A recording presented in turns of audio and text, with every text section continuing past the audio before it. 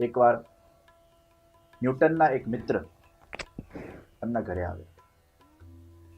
ન્યૂટનના ઘરે બહુ સરસ આ વિશ્વનું એક મોડલ બનેલું હતું.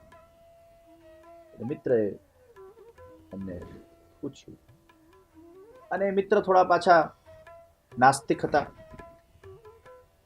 એટલે નાસ્તિક મિત્ર કહેવા લાગ્યા કે આ વિશ્વ તો બાયોકેમિકલ રિએક્શનથી બનેલું છે, એમનેમ જ બની ગયું છે, આને કોઈ બનાવવા વાળો છે જ નહીં. ન્યૂટન તો પણ આસ્તિક હતા. ન્યૂટન કે ના, હું તારી વાતથી સંમત નથી. આ વિશ્વ એમનેમ કેવી રીતે બની શકે? એને બનાવવા વાળો કોઈક તો છે, કોઈક તો એનર્જી છે, કોઈક તો તત્વ છે. પેલો મિત્ર કે ના, આ તો એમનેમ બની ગયું છે. ન્યૂટન કે ના, એને બનાવવા વાળો કોઈક તો છે.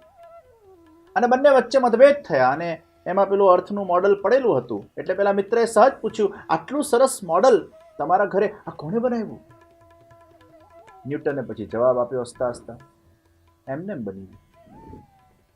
મિત્ર કે આટલું સરસ મોડલ એમનેમ કેવી રીતે બની શકે? કોઈક તો આને બનાવવા વાળો હશે. ના ના ના, આ તો એમનેમ બન્યું, નેચરલી બન્યું, સહજ બન્યું. મિત્ર કે ના, આ એમનેમ ન બની શકે.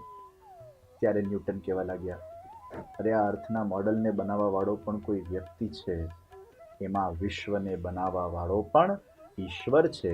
અગર એક નાનું મોડલ પણ એમનેમ બની શકતું નથી, તો આટલી મોટી અલભ્ય સૃષ્ટિ એમનેમ કેવી રીતે બની શકે? ઉસકો બનાને વાલા ભી પરમાત્મા. તો ભગવાન જ જગતનું સર્જન કરે છે, પાલન કરે છે, અને સમય આવવા પર એનો તિરોભાવ કરી લે છે પોતાના અંદર, અને પુનઃ એને પ્રગટ કરે છે અને લીલાઓ કરે છે. તો જગત પણ સત્ય છે, ભગવાન પણ સત્ય.